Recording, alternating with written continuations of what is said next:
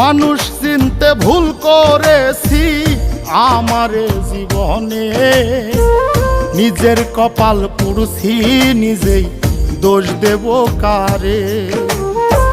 তাই তো নিজেই জ্বলছি হাইরে কাউরে বলি না, স্বার্থ ছাড়া একটা মানুষ খুঁজা পাইলাম না।